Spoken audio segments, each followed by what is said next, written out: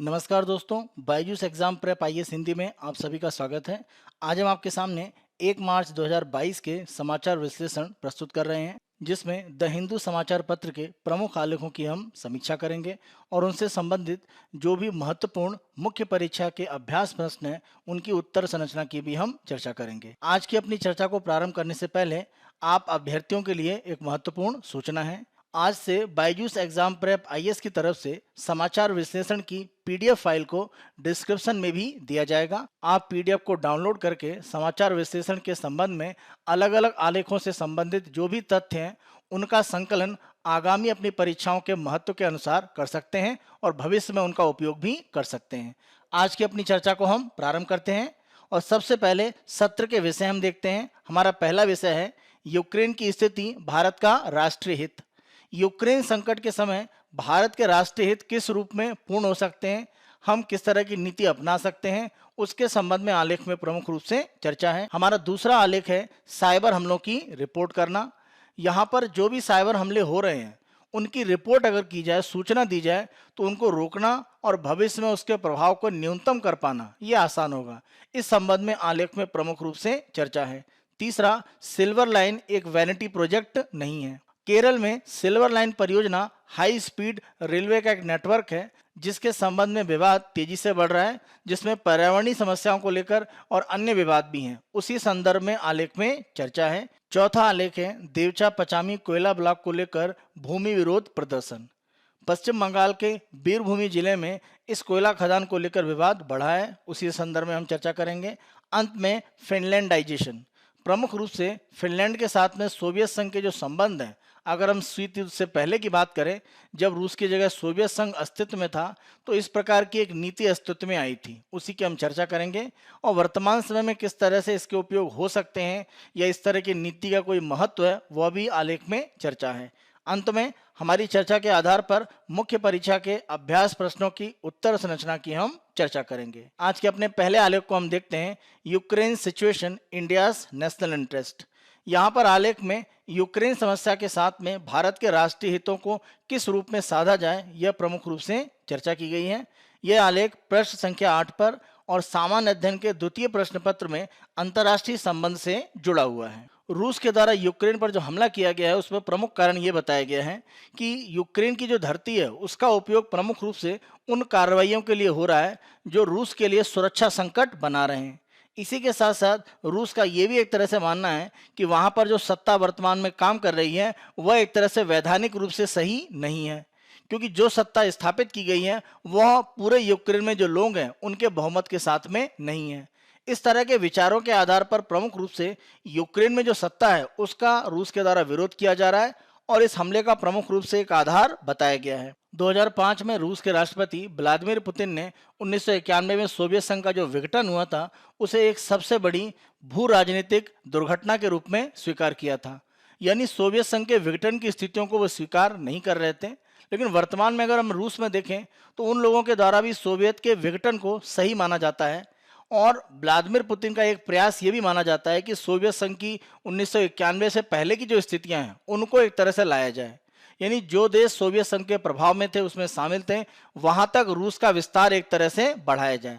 और इस कड़ी में यूक्रेन को भी एक तरह से एक प्रमुख आधार मानता है रूस। यहाँ पर आलेख में प्रमुख रूप से चर्चा ये की गई है कि रूस के द्वारा जो भी यहाँ पर कदम उठाया गया हमले का, उसके संबंध में भारत को एक कठोर नीति अपनाने की आवश्यकता है।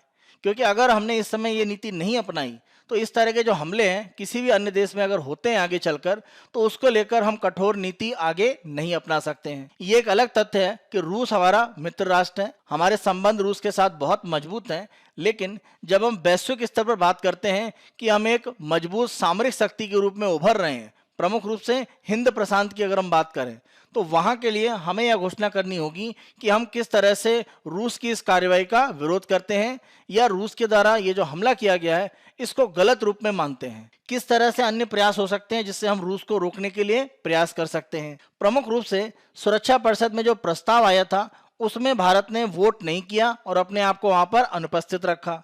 इस तरह की स्थिति में अगर सुरक्षा परिषद में यूक्रेन पर जो आक्रमण हुआ रूस का, उसके खिलाफ अमेरिका और उसके सहयोगी देशों द्वारा अगर प्रस्ताव लाया जाता है और हम अनुपस्थित रहते हैं तो अप्रत्यक्ष रूप से हम रूस के द्वारा यूक्रेन पर जो हमला किया गया उसकी एक तरह से स्वीकारोक्ति देते हैं।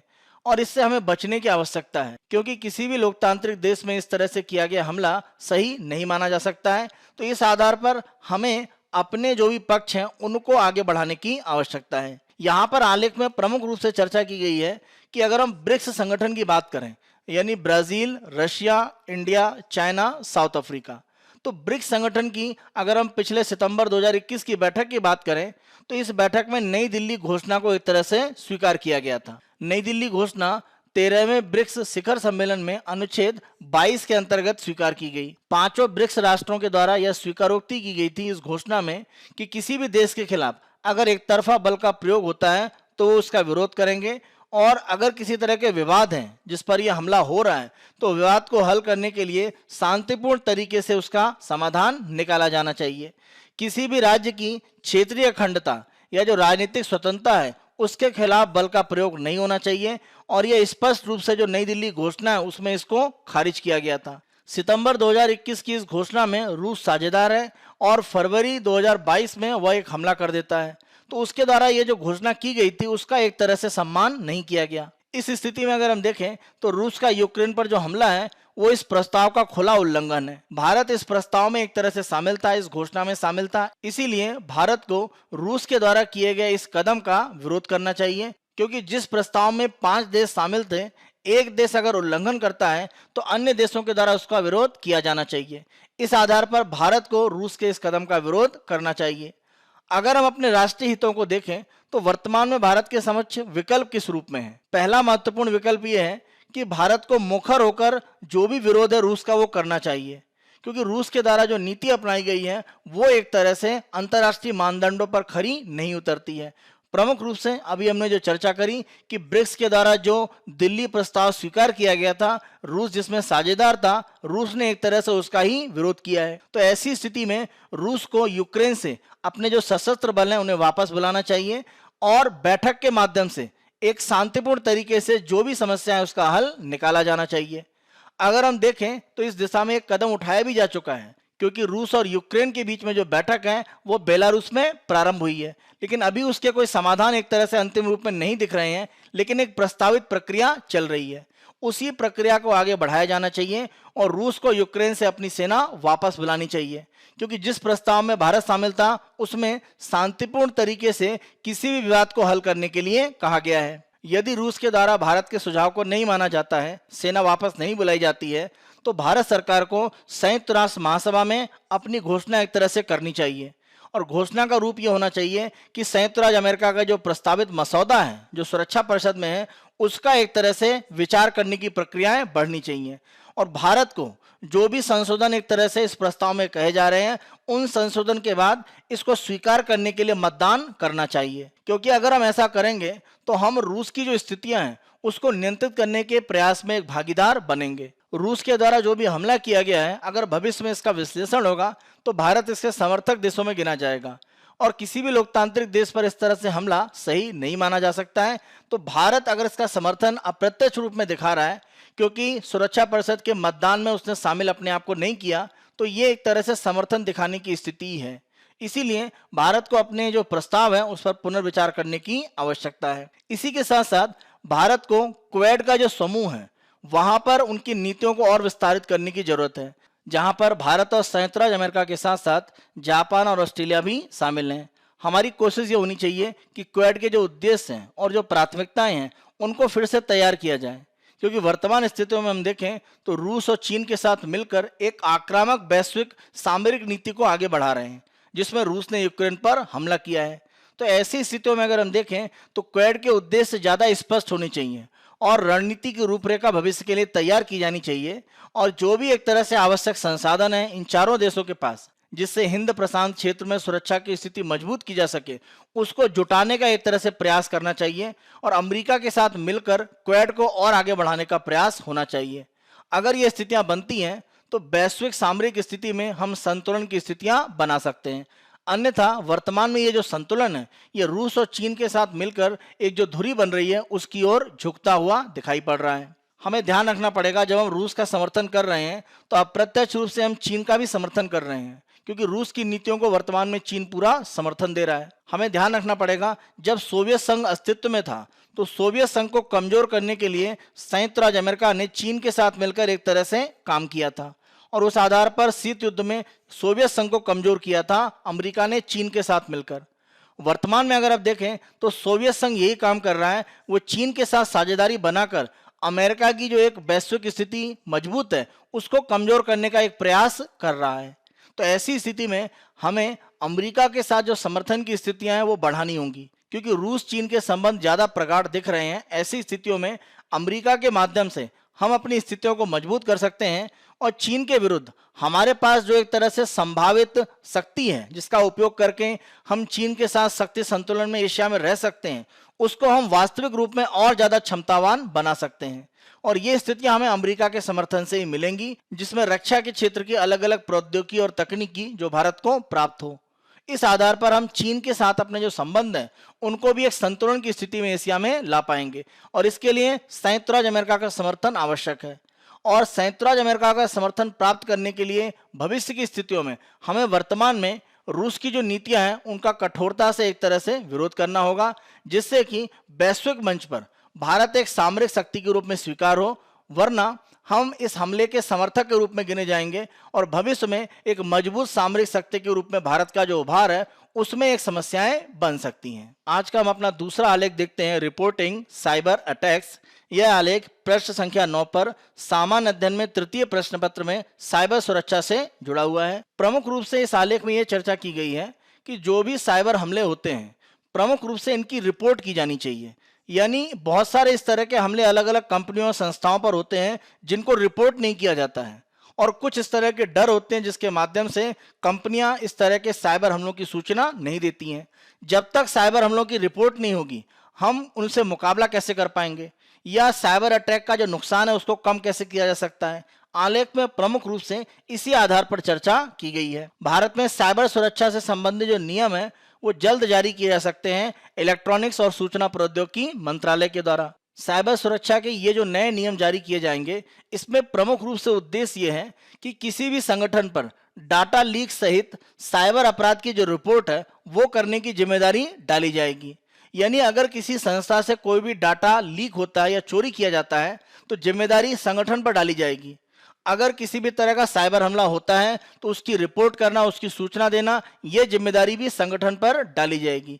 प्रमुख रूप से साइबर सुरक्षा नियम में यह एक आधार बनाया जा रहा है। हम ध्यान रखें, डाटा सुरक्षा बिल 2021 यानी डाटा प्रोटेक्शन बिल 2021, इसमें क्लॉज 25 ये कहता है कि डाटा एकत्र करने वालों को उल्लंघन के बारे में पता चलने के 72 घंटे के भीतर किसी भी व्यक्तिगत या गैर व्यक्तिगत डाटा उल्लंघन की घटना की रिपोर्ट करनी चाहिए। हम ध्यान रखें कि यह एक आदर्श मानक है जो वैश्विक स्तर पर स्वीकार किया जाता है कि अगर कोई डाटा के संबंध में किसी भी तरह की एक सुरक्षा में चूक हुई है तो आपको उस घटना के 72 घंटे के अंदर अंदर उसकी सूचना देनी चाहिए।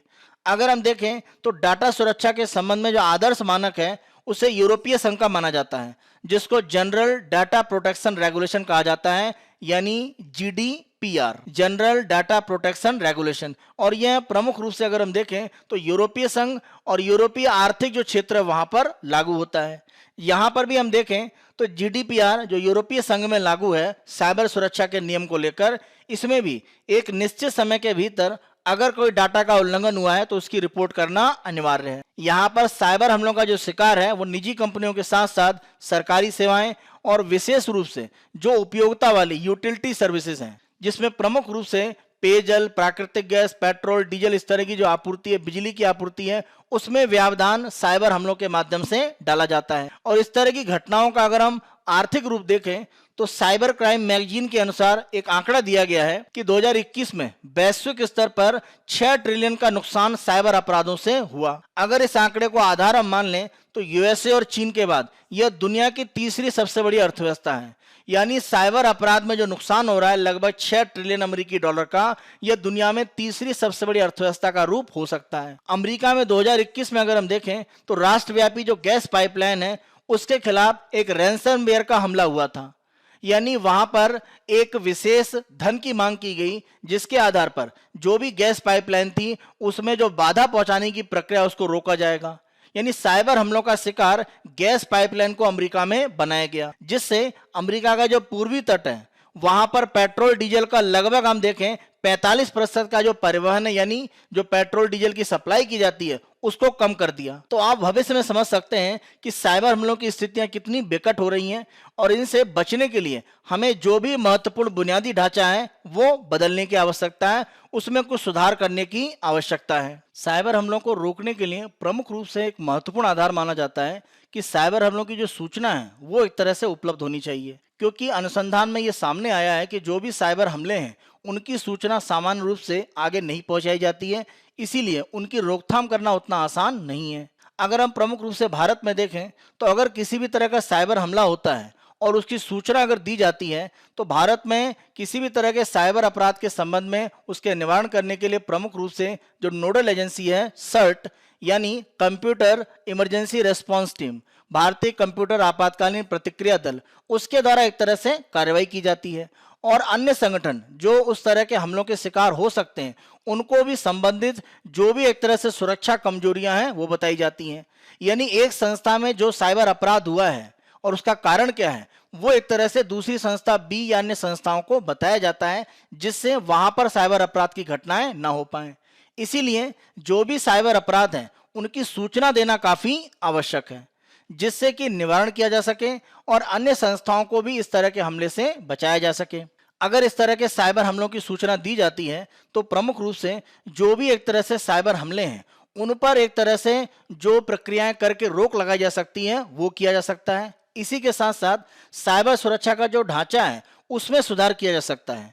तो इस तरह के जो उपाय हैं वो अपनाकर हम साइबर सुरक्षा की स्थितियां मजबूत कर सकते हैं। लेकिन इसके लिए सबसे पहला और महत्वपूर्ण तथ्य यह है कि जो भी साइबर हमला है उसकी सूचना एक तरह से आगे जानी चाहिए। साइबर अपराध के संबंध में प्रमुख रूप से देखा यह जाता है कि जो भी कंपनियां हैं वो नियामकों का उल्लंघन करती हैं और जो भी साइबर अपराध की घटना है उनकी सूचना आगे देने के लिए बहुत ज्यादा वो इच्छुक नहीं होती हैं।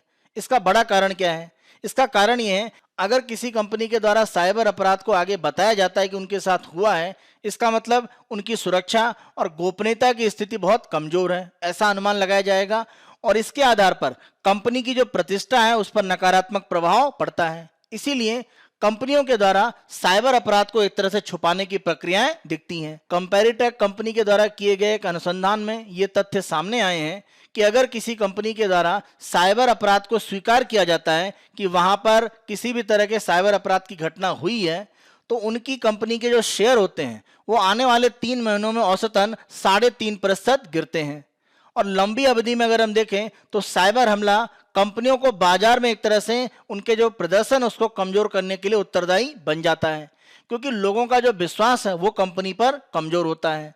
अगर हम 1 साल का आंकड़ा देखें तो किसी भी साइबर हमले से जो भी कंपनी उसके शेयर की कीमतों में 8.6% तक गिरावट देखी गई है। तो शेयर बाजार में कंपनी कमजोर रूप में काम करती है अगर वो साइबर अपराध के बारे में सूचना देती है।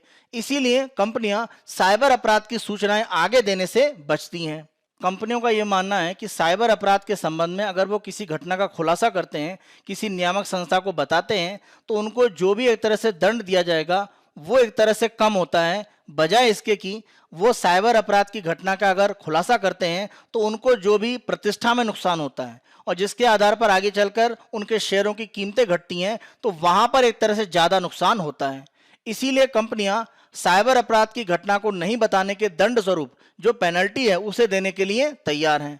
तो इस तरह की स्थितियां भारत में हैं, उसको एक तरह से रोकने की आवश्यकता है, क्योंकि जब तक साइबर अपराध की घटनाएं पता नहीं चलेंगी उनकी रोकथाम करना आसान नहीं है। इसी के साथ साथ साइबर अपराध की घटना हुई है या नहीं हुई है, इसके संबंध में विनियमन या जो संबंधित नियम है उनको एक तरह से बनाने की और मजबूत करने की आवश्यकता है। अगर किसी कंपनी में साइबर अपराध हुआ है और उसने नियामक के सामने इसका खुलासा नहीं किया है तो नियामक संस्था ये कैसे पता लगाएगी कि साइबर अपराध हुआ है या नहीं हुआ है? इसके लिए समय समय पर जो साइबर सुरक्षा के ऑडिट है उनके माध्यम से एक तरह से पता लगाया जा सकता है। यहाँ पर जब भी इस तरह का ऑडिट किया जाता है तो ऑडिट इतना व्यापक होना चाहिए कि अगर किसी कंपनी ने कोई साइबर अपराध को रिपोर्ट नहीं किया है तो वो भी इस तरह के ऑडिट में पता चल सके। साइबर सुरक्षा के संबंध में अगर हम ऑडिट या लेखा परीक्षा की बात करते भी हैं तो भारत के साथ साथ जो अधिकांश देश हैं वहां पर जो नियामक हैं उनके पास बार बार इस तरह की जो ऑडिट है वो करने की क्षमता नहीं होती है।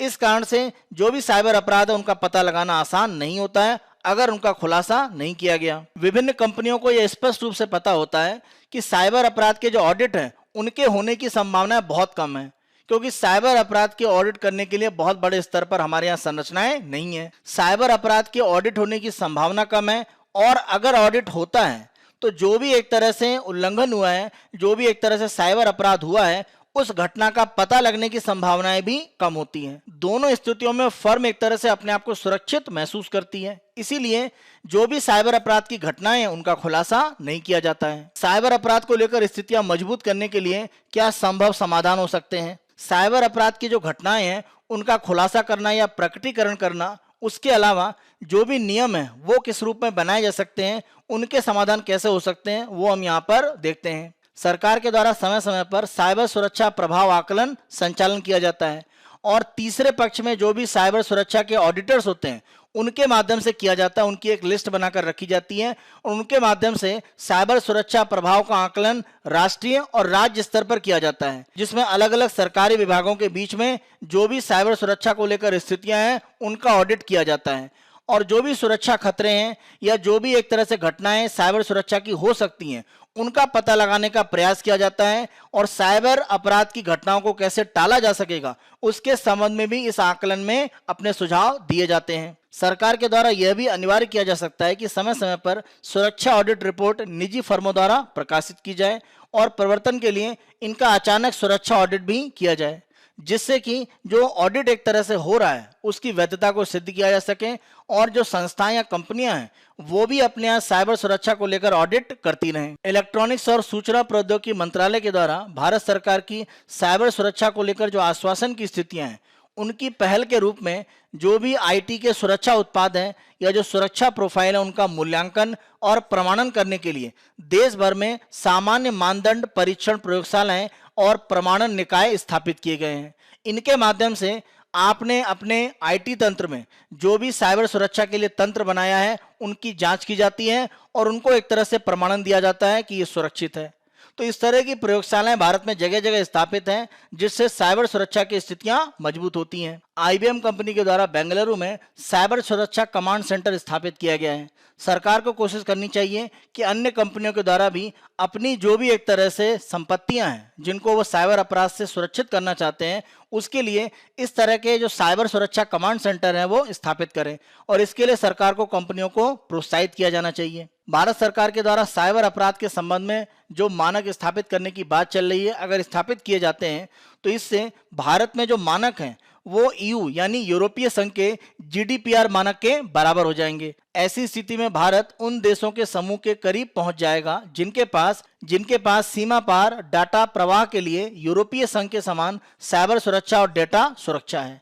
तो हमें एक तरह से जो नियम है उनको कठोरता से लागू करने के लिए जीडीपीआर मानक के आसपास की स्थितियों में लाना चाहिए। हम ध्यान रखें, सामान्य डाटा संरक्षण विनियमन यानी general data protection regulation GDPR EU यानी यूरोपीय संघ, यह एक तरह से डाटा संरक्षण और गोपनीयता पर यूरोपीय संघ का एक कानून है जो यूरोपीय संघ और यूरोपीय आर्थिक क्षेत्र में लागू है। हम ध्यान रखें, यूरोपीय संघ और यूरोपीय आर्थिक क्षेत्र के बाहर व्यक्तिगत डाटा का जो हस्तांतरण है उसको भी इस कानून के द्वारा एक तरह से संबोधित किया जाता है और उसका संरक्षण किया जाता है। जीडीपीआर का प्राथमिक उद्देश्य एक तरह से यह है कि व्यक्तिगत डाटा पर व्यक्तियों का नियंत्रण और अधिकारों को बढ़ाना, साथ साथ अंतर्राष्ट्रीय व्यापार के लिए जो भी एक तरह से साइबर स्थितियां हैं उनको मजबूत किया जाए और उसमें एक नियामक वातावरण इस जीडीपीआर कानून के माध्यम से दिया जाए। भारत में भी साइबर सुरक्षा के जो भी मानक बन रहे हैं वो जीडीपीआर एक तरह से मानक के लगभग पास हैं।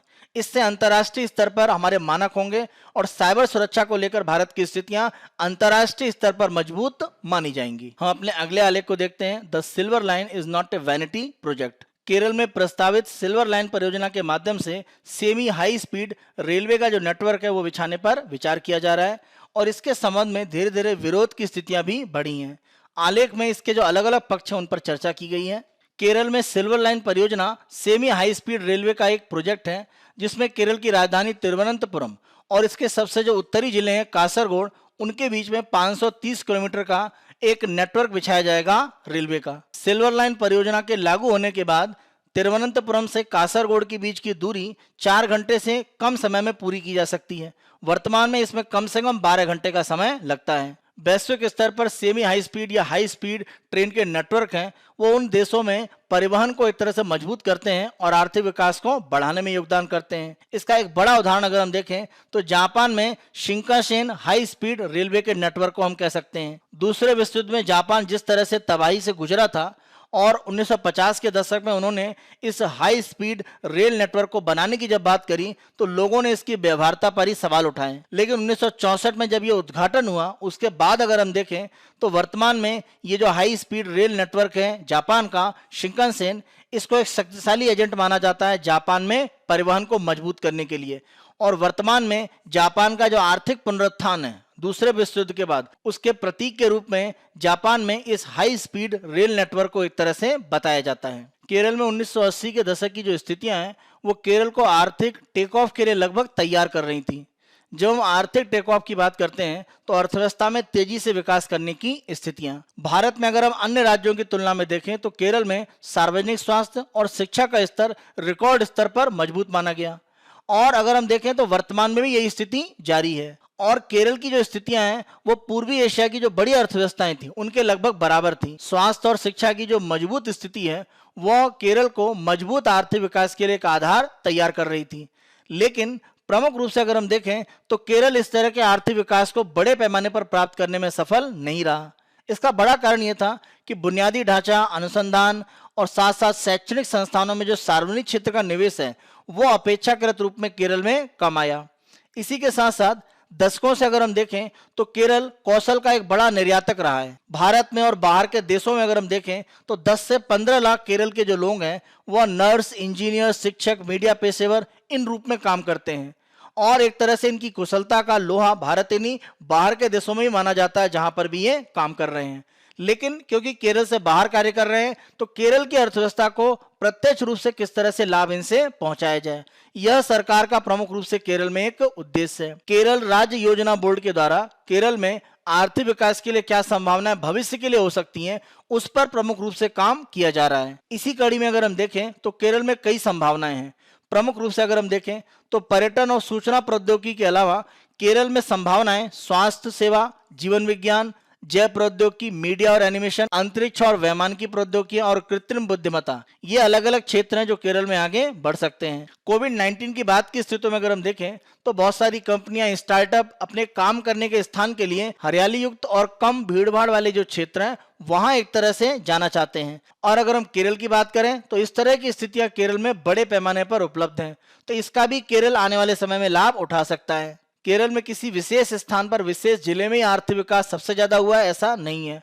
प्रमुख रूप से ज्यादातर क्षेत्रों में केरल में प्रमुख रूप से आर्थिक विकास की स्थितियां ज्यादा प्रबल रही हैं। बहुत बड़ा अंतर केरल के अलग अलग क्षेत्रों में नहीं दिखता है। इसके कारण भी आने वाले समय में केरल के लिए आर्थिक विकास की स्थितियां मजबूत बनती हैं। केरल में कई कस्बे और गांव ऐसे हैं जहां पर स्वच्छ रहने की स्थितियां, सुरक्षित सार्वजनिक स्थान, उत्कृष्ट स्वास्थ्य और शिक्षा सुविधाएं, अच्छी इंटरनेट कनेक्टिविटी और अन्य प्रकार की जो आधुनिक सुविधाएं हैं वो उपलब्ध हैं।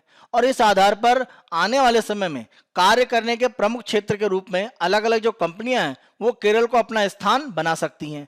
इसके लिए भी केरल में एक तरह से भविष्य के लिए जो स्थितियां हैं वो काफी अनुकूल दिख रही हैं। इन स्थितियों का लाभ कैसे उठाया जाए जो भविष्य में केरल के लिए आ रही हैं, इसमें प्रमुख रूप से अगर हम देखें तो सार्वजनिक जो परिवहन है वो एक केंद्रीय भूमिका निभाता है। अगर केरल को अपनी आर्थिक महत्वाकांक्षाओं को भविष्य में साकार करना है तो सार्वजनिक परिवहन को मजबूत करना पड़ेगा। सिल्वर लाइन परियोजना के माध्यम से केरल में तेज गति वाली जो उपनगरीय रेलवे प्रणाली है वो एक तरह से काम करेगी और जो भी उसके स्टॉप होंगे इस नेटवर्क में वो आर्थिक विकास के प्रमुख केंद्र के रूप में विकसित हो पाएंगे, ऐसा एक तरह से अनुमान है। और ये स्थितियां उसी तरह से होंगी जैसे ग्रेटर मुंबई में लोकल ट्रेन के माध्यम से अर्थव्यवस्था का विकास हुआ, या अगर हम लंदन में लंदन अंडरग्राउंड रेलवे की बात करें जिसने लंदन में विकास की स्थितियों को मजबूत किया। माना जा रहा है कि हाई स्पीड रेलवे का नेटवर्क केरल के जो उत्तरी जिले हैं उनको विशेष रूप से आर्थिक रूप में लाभ पहुंचाएगा। सिल्वर लाइन परियोजना के साथ प्रमुख विवाद और समाधान। सिल्वर लाइन परियोजना प्रारंभ स्थिति में जब ये निर्माण किया जाएगा तो अल्प अवधि में पर्यावरण को नुकसान अवश्य पहुंचा रहा है, लेकिन अगर लंबे समय में हम देखें तो यह प्रदूषण और कार्बन उत्सर्जन को कम करेगा। इसका बड़ा कारण यह है कि इसके द्वारा बड़े पैमाने पर सार्वजनिक परिवहन प्रणाली उपलब्ध कराई जाएगी जो अक्षय ऊर्जा पर संचालित होगी और लगभग 1 मिलियन यानी 10 लाख से अधिक यात्री इसका उपयोग करेंगे। इस आधार पर अगर हम देखें तो भविष्य में हमें आर्थिक लाभ ज्यादा है और पर्यावरण को नुकसान उतना नहीं है। केरल की अगर हम बात करें तो केरल में भूमि की एक तरह से कमी है। इस आधार पर भविष्य में हमारा जो परिवहन है वो सड़क नेटवर्क पर केरल में कम से कम निर्भर नहीं रह सकता है ज्यादा। इसके लिए भी हमें रेलवे का जो नेटवर्क है वो केरल में विस्तारित करने की आवश्यकता है। केरल राज्य में एक दशक में सड़कों पर जो मोटर वाहन है उनकी संख्या दोगुनी हुई है। केरल में 2020 में 14.4 मिलियन वाहन थे जिसमें 3.2 मिलियन कार और जीप शामिल थे। इन आंकड़ों को अगर हम देखें तो ये केरल की लगभग 35 मिलियन यानी लगभग 3.5 करोड़ की जो आबादी है उसके लिए एक तरह से है। तो ऐसी स्थितियों में अगर हम देखें तो सड़क परिवहन पर अधिक निर्भरता नहीं रखी जा सकती है और रेलवे अच्छा विकल्प हो सकता है। अगर आप 6 लेन का राष्ट्रीय राजमार्ग बनाते हैं उसकी तुलना में अगर आप सेमी हाई स्पीड का रेलवे नेटवर्क बनाते हैं तो उसमें केवल आधी भूमि की आवश्यकता होगी और साथ साथ semi high speed railway network पर सड़क मार्ग की तुलना में 3 गुना यातायात ज्यादा जा सकता है। इस रूप में semi high speed railway network का ज्यादा लाभ है। इस परियोजना पर जो व्यय होगा उसको लेकर भी एक विवाद है। 5 साल में 63,941 करोड़ रुपए में परियोजना पूरी होगी। केरल की अगर हम वार्षिक आय की बात करें तो उसका लगभग 7.5% इसमें खर्च किया जाएगा। लेकिन अगर हम इसका विकल्प देखें, समाधान देखें तो केरल की अर्थव्यवस्था इस रेल परिवहन को शुरू होने के बाद जिस रूप में लाभ देगी तो जो ऋण लिया गया होगा उसका प्रबंधन आसानी से किया जा सकता है। एक और समस्या है कि जिन लोगों के द्वारा अपनी जमीन खोई जाएगी और जो भी पर्यावरण प्रभाव इससे होंगे उनको एक तरह से मुआवजे देने की जो स्थितियां हैं उस पर सरकार को ध्यान देने की आवश्यकता है।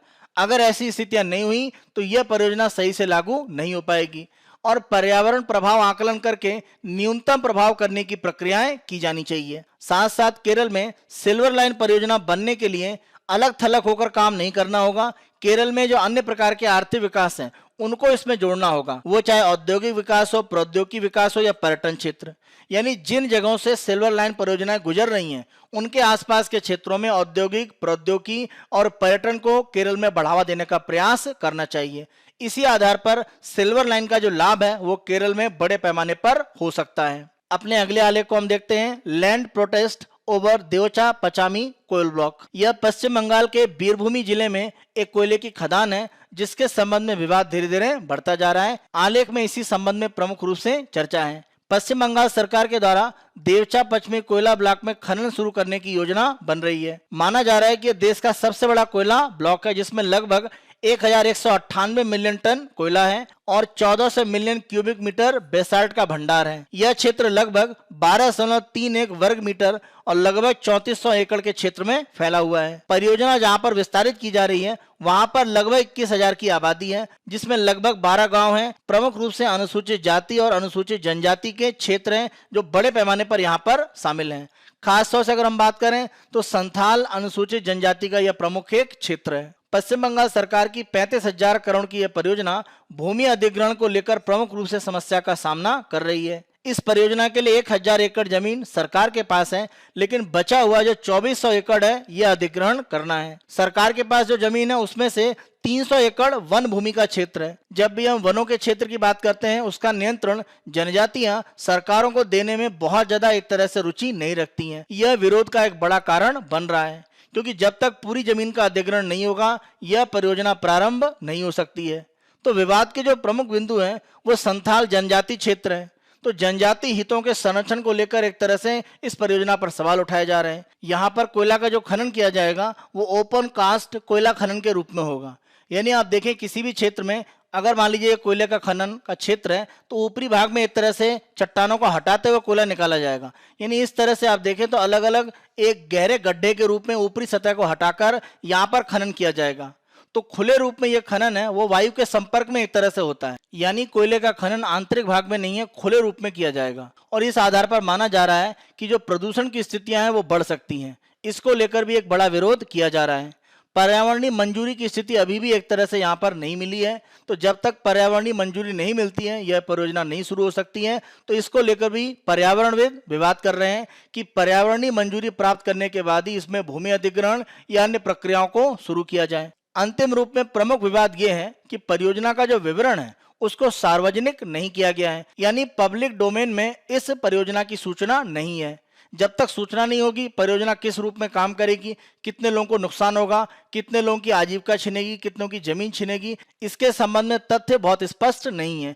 इसी कारण से प्रमुख रूप से इसका विरोध बढ़ा है। सरकार की तरफ से प्रमुख रूप से प्रयास किए गए हैं कि जो भी लोग यहाँ पर एक तरह से हानि की स्थिति में आते हैं, जिनकी जमीन जाती है, उनके लिए एक तरह से राहत और पुनर्वास का जो पैकेज है उसको पुनर्समीक्षा करके नए रूप में लागू किया जा रहा है, यानी संशोधित इसका रूप लागू किया जा रहा है, जिसमें लोगों को रोजगार साथ साथ जमीन की स्थितियां वो प्रमुख रूप से दी जाएंगी। तो यहाँ पर सरकार ये कह रही है कि राहत और पुनर्वास पूर्ण रूप में किया जा रहा है। इसी के साथ साथ पश्चिम बंगाल सरकार का प्रमुख रूप से एक यहाँ पर लक्ष्य ये भी है कि इस परियोजना के माध्यम से पश्चिम बंगाल सरकार की उद्योग विरोधी जो छवि है उसको एक तरह से तोड़ा जाए।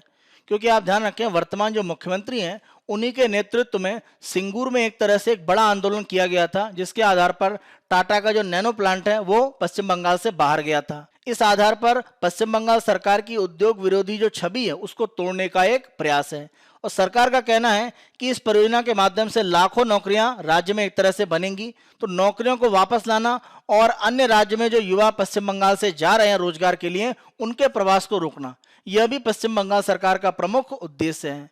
वर्तमान में जो भी एक तरह से विवाद है, अगर उनको हल करने के लिए सरकार के प्रयास होंगे और राहत पुनर्वास जो लोग एक तरह से इससे प्रभावित हैं उनको सही रूप में मिलेगा, तभी इस परियोजना के आगे बढ़ने की संभावनाएं हैं, अन्यथा इसको लेकर विवाद धीरे धीरे बढ़ेगा। आज के अपने अंतिम आलेख को हम देखते हैं फिनलैंडाइजेशन। फिनलैंडाइजेशन को विदेश नीति का एक तरह से एक सिद्धांत माना जाता है, जिसे प्रमुख रूप से सोवियत संघ और फिनलैंड के बीच में एक तरह से स्थापित किया गया था। इसी एक तरह से सिद्धांत की हम यहाँ पर समीक्षा कर रहे हैं और वर्तमान समय में इसकी जो प्रासंगिकता है उसको लेकर भी हम चर्चा करेंगे। प्रमुख रूप से आप ध्यान रखें, जब हम फिनलैंडाइजेशन की बात करते हैं तो फिनलैंड के साथ में जुड़ा हुआ शब्द है, लेकिन इसका अर्थ यह है, अगर हम विदेश नीति की बात करें, एक छोटी शक्ति अपनी नाम मात्र की स्वतंत्रता की रक्षा के लिए एक बड़ी शक्ति के सामने झुक जाती है। यहाँ पर अगर हम छोटी शक्ति की बात करें तो फिनलैंड और बड़ी शक्ति की बात करें तो सोवियत संघ। उनके बीच में जिस तरह से एक समझौते की स्थिति रही दोनों के आपस में संबंधों को लेकर, उसको फिनलैंडाइजेशन की एक विदेश नीति का सिद्धांत कहा जाता है।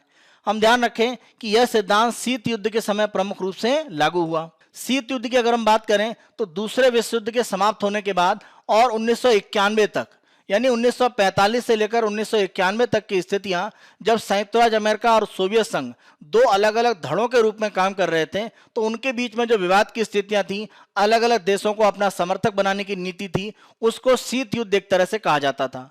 क्योंकि दोनों देशों के बीच में प्रत्यक्ष रूप में कोई भी युद्ध जैसी स्थितियां कभी नहीं हुई, केवल युद्ध जैसी स्थिति तक पहुंचा जरूर गया। इसीलिए इस सिद्धांत को शीत युद्ध का काल कहा जाता है, 1945 से 1991 का, जहां पर दो ध्रुवीय व्यवस्था थी, संयुक्त राज्य अमेरिका और सोवियत संघ। 1991 में सोवियत संघ के बिखराव के बाद एक ध्रुवीय विश्व बन गया, जहां पर संयुक्त राज्य अमेरिका प्रमुख शक्ति के रूप में उभरा। वर्तमान स्थिति में हम देखें तो फिर से बहुध्रुवीय व्यवस्था दिख रही है, जहां पर संयुक्त राज्य अमेरिका, रूस, चीन और भारत एक तरह से कह सकते हैं अलग अलग ध्रुव के रूप में अपने आप को विकसित कर रहे हैं। दूसरे विश्व युद्ध के बाद विश्व दो धड़ों में बटा हुआ था। एक तरफ नेतृत्व सोवियत संघ कर रहा था और दूसरी तरफ संयुक्त राज्य अमेरिका। संयुक्त राज्य अमेरिका की तरफ से जो भी उसके समर्थक देश हैं, अगर आप देखें 1949 में जब नाटो का गठन किया गया, उद्देश्य यही था कि इन समर्थक देशों को एक तरह से जो सुरक्षा है वो उपलब्ध कराई जाए। यहाँ पर आप देखें Belgium, Denmark, France, Iceland, Italy, Canada, Luxembourg, Netherland, Norway, पुर्तगाल, यूके और यूएसए, ये अलग अलग देशों ने मिलकर 1949 में नाटो बनाया। और आगे चलकर आप देखें धीरे धीरे इसका विस्तार हुआ और अंतिम रूप में आप 2017-2020 में देखें, अंतिम रूप में 2017-20 में आप देखें तो मॉन्टेनेग्रो और नॉर्थ मैसेडोनिया को शामिल किया गया। और अगर हम यहाँ पर देखें कि जो अभी शामिल होने के लिए प्रस्तावित है, जिसमें यूक्रेन और जॉर्जिया शामिल है, तो ऐसी स्थितियों में आप देखें कि सोवियत संघ का जो सबसे बड़ा भाग 1991 में बाहर निकलता है, रूस, नाटो धीरे धीरे उसकी तरफ विस्तारित होता जा रहा है, यानी धीरे धीरे नाटो का पूरब की ओर विस्तार हो रहा है, यानी रूस के ज्यादा करीब जा रहा है। 1949 में जब नाटो का गठन किया गया तो उसका उत्तर देने के लिए सोवियत संघ के द्वारा भी एक समूह गठित किया गया वार्सा पैक्ट के नाम से, जिसमें प्रमुख रूप से सोवियत संघ तो शामिल था ही, साथ साथ अल्बानिया, बुल्गारिया, चेकोस्लोवाकिया, पूर्वी जर्मनी, हंगरी, पोलैंड, रोमानिया देश शामिल थे, जिनको सुरक्षा एक तरह से सोवियत संघ दे रहा था। तो ये दोनों विरोधी संगठन थे। आगे चलकर वार्सा पैक्ट का प्रभाव खत्म हुआ, 1991 में सोवियत संघ टूट गया। लेकिन नाटो अभी भी बना रहा। नाटो का विस्तार एक तरह से नहीं होगा ऐसा रूस को कहा गया था 1991 के बाद, लेकिन आप खुद ही देख सकते हैं कि 1999 में, 2004 से 2009 में, 2017 से 2020 में, और अभी भी यूक्रेन, जॉर्जिया जैसे देश इसमें शामिल होना चाहते हैं। तो यह पूरब की ओर विस्तारित होता ही जा रहा है और रूस इसी का विरोध कर रहा है। दूसरे विश्व युद्ध की अगर हम बात की स्थितियों में देखें तो हम दो देशों की बात करते हैं, स्वीडन और फिनलैंड। उनके द्वारा अपने आप को नाटो में शामिल नहीं किया गया, जबकि अगर हम सामरिक रूप में देखें तो सोवियत संघ की तुलना में काफ़ी छोटे देश हैं, उतना बड़ा सामरिक महत्व ये नहीं रखते हैं या बड़ा हथियारों का जखीरा इनके पास नहीं है। तो ऐसी स्थिति में प्रमुख रूप से अगर हम फिनलैंड की स्थिति को देखें तो फिनलैंड ने सोवियत संघ के साथ अपने जो संबंध है उनको सामान्य करके रखा और वो 1949 में नाटो में नहीं शामिल हुआ। कारण 1948 की फिनलैंड और सोवियत संघ की संधि, जिसके माध्यम से मॉस्को की तरफ से यानी सोवियत संघ की तरफ से कोई भी हस्तक्षेप फिनलैंड में नहीं किया गया। हम ध्यान रखें 1958 में प्रमुख रूप से नाइट फ्रॉस्ट एक क्राइसिस था जो फिनलैंड और सोवियत संघ के बीच में हुआ। इसका बड़ा कारण यह था कि फिनलैंड में जो प्रधानमंत्री बने थे कार्ल अगस्त फागरहोम, वह सामाजिक लोकतांत्रिक एक तरह से विचारधारा से संबंधित थे, जिसका सोवियत संघ विरोध करता था। लेकिन वो एक तरह से संकट टल गया और फिनलैंड और सोवियत संघ के बीच में जो स्थितियां हैं वो एक तरह से सामान्य रूप में बनी रहीं। इस प्रकार हम देखें तो फिनलैंडाइजेशन का मतलब यही है कि एक बड़ी शक्ति के सामने जो छोटी शक्ति है वो अपनी स्वतंत्रता की रक्षा के लिए जो नाम मात्र की है, क्योंकि दूसरी शक्ति काफी बड़ी है, उनके बीच में एक समझौते जैसी स्थितियां बन जाती हैं। और यही फिनलैंड और सोवियत संघ के बीच में एक तरह से हुआ। अगर हम वर्तमान स्थितियों में देखें तो यूक्रेन के साथ अगर हम रूस की एक तुलना करके देखें तो ऐसी स्थितियों को लगभग बता सकते हैं। यहाँ पर फिनलैंडाइजेशन की जो स्थितियां हैं वो इस तरह से हैं कि जो छोटे राष्ट्र हैं वो बड़े राष्ट्र के साथ में एक तरह से किसी भी सैन्य समझौते में न जुड़कर वो उनके साथ एक शांति संबंध के साथ बनाकर रह सकते हैं, सहअस्तित्व का, जैसा रूस और फिनलैंड के बीच में चलता रहा है। लेकिन यहाँ पर अगर हम देखें तो स्वीडन और फिनलैंड के द्वारा नाटो में एक तरह से अपने आप को शामिल करने की स्थितियां बन रही हैं और उसी का विरोध करने के स्वरूप में एक तरह से रूस की तरफ से ये चेतावनी जारी की गई है कि अगर वो शामिल होते हैं तो सुरक्षा उनकी ही नहीं अन्य देशों की भी खतरे में पड़ सकती है। तो यहाँ पर हम कह सकते हैं कि प्रमुख रूप से फिनलैंडाइजेशन का जो सिद्धांत एक तरह से शीत युद्ध के समय लागू था, वर्तमान में उसको लागू कर पाना उतना आसान नहीं है, क्योंकि सभी देश स्वतंत्र रूप में काम कर रहे हैं, सबकी अपनी संप्रभु सत्ता है और वहां पर उनके निर्णय स्वतंत्र रूप में होते हैं। किसी देश पर आप दबाव डाल के उनकी नीतियों में परिवर्तन नहीं कर सकते हैं। और इसी तरह की अगर हम देखें फिनलैंडाइजेशन की एक जो नीति है वो चीन की तरफ से ताइवान के साथ में भी अपनाए जाने का एक प्रयास रहता है, क्योंकि ताइवान को वो अपने एक देश का भाग मानता है। तो इस तरह की जो नीतियां हैं वो वहां पर भी लागू करने का चीन प्रयास करता है, लेकिन ताइवान उस तरह के दबाव में नहीं आता है, तो ऐसी नीति वहां पर नहीं है। इसीलिए भविष्य में फिनलैंडाइजेशन का जो सिद्धांत शीत युद्ध में लागू रहा था वो और ज्यादा लंबे समय तक लागू नहीं रह पाएगा, क्योंकि सभी देश स्वतंत्र रूप में कार्य कर रहे हैं। ये एक अलग तथ्य है कि जो परमाणु हथियार की एक स्थिति है अलग अलग देशों में, उसका एक प्रभाव जरूर यहाँ पर देखा जा सकता है। उस आधार पर कुछ देश फिनलैंडाइजेशन जैसी स्थितियों में जरूर जा सकते हैं, अन्यथा ये स्थितियां आने वाले समय में विदेश नीति में एक बड़ा आधार नहीं रहेंगी। शीत युद्ध में जरूर एक तरह से ये स्थितियां बन रही थीं। आज की अपनी चर्चा के आधार पर मुख्य परीक्षा के अभ्यास प्रश्नों को देखते हैं। पहला प्रश्न, रूस यूक्रेन विवाद के प्रकाश में भारत के समक्ष उपस्थित सामरिक विकल्पों की विस्तृत चर्चा करें। 150 शब्दों में 10 अंकों का प्रश्न है। उत्तर संरचना में देखते हैं। भूमिका, वैश्विक विश्वसनीयता की मजबूती के लिए भारत को रूस यूक्रेन विवाद में तटस्थ भूमिका समाप्त करनी होगी। मुख्य भाग, ब्रिक्स की दिल्ली घोषणा का उपयोग, संयुक्त राष्ट्र प्रस्ताव पर विचार करना, अमेरिकी मदद से रूस की तरह चीन की भविष्य की कार्रवाई को नियंत्रित करना, क्वेड का विस्तारित रूप, ये एक तरीका हो सकता है। इस रूप में अलग अलग भारत के पास जो विकल्प है उनका वो उपयोग कर सकता है। निष्कर्ष, हिंद प्रशांत क्षेत्र में भारत के सामरिक महत्व के लिए निर्णायक भूमिका की आवश्यकता है। यानी हम एक तरह से किनारे बैठकर केवल जो भी विश्व में हो रहा है उसको मूक दर्शक बनकर नहीं देख सकते हैं। हमें एक तरह से कुछ निर्णय पक्ष में लेने होंगे, या तो किसी पक्ष में या किसी विरोध में। जब तक ऐसी स्थितियां विदेश नीति में नहीं आएंगी, हम सामरिक रूप में अपना जो महत्व है वो विश्व में स्थापित नहीं कर सकते हैं। दूसरा प्रश्न, साइबर सुरक्षा के लिए आवश्यक तत्व, साइबर हमलों को स्वीकार करना और संबंधित निवारक तंत्र तक सूचना पहुंचाना है। उपरोक्त कथन की समीक्षा करें। 250 शब्दों में 15 अंकों का प्रश्न है। उत्तर संरचना हम देखते हैं। भूमिका, साइबर हमलों को स्वीकार करना इनके निवारण के लिए सबसे आवश्यक। मुख्य भाग, साइबर हमलों से किस प्रकार हानि हो सकती है, आर्थिक हानि कैसी है वो आप बता सकते हैं कि 2021 में जो साइबर से हमले हुए उनसे जो भी हमें हानि है वह एक तरह से दुनिया में तीसरी अर्थव्यवस्था बन सकता है, लगभग 6 ट्रिलियन अमेरिकी डॉलर। साइबर हमलों को स्वीकार करने में समस्या, इसमें सुधार कैसे किया जा सकता है वो आपको बताना है। निष्कर्ष में आप बताएंगे साइबर हमलों को स्वीकार नहीं करना इसके हल में सबसे बड़ी समस्या है। इसके समाधान से साइबर हमलों से बचाव मजबूत किया जा सकता है, क्योंकि जब तक हम स्वीकार नहीं करेंगे कि साइबर हमला हुआ है, उसका निवारण और भविष्य में दोबारा वो ना हो पाए और अन्य संस्थाएं जिन पर इसका प्रभाव भी नहीं हुआ है वो इसके शिकार ना हो, वो हम नहीं कर सकते हैं। इसीलिए जो भी साइबर हमले हैं उनको स्वीकार करके इसकी सूचना आगे तक पहुंचाना काफी आवश्यक है। यह हमारा 1 मार्च 2022 का समाचार विश्लेषण है। आने वाले दिनों में अन्य दिनों के समाचार विश्लेषण हम आपको इसी तरह से उपलब्ध कराते रहेंगे। Byju's exam prep IAS Hindi को आप बहुत अधिक पसंद कर रहे हैं। अधिक से अधिक संख्या में लाइक, शेयर और सब्सक्राइब करना ना भूलें। धन्यवाद।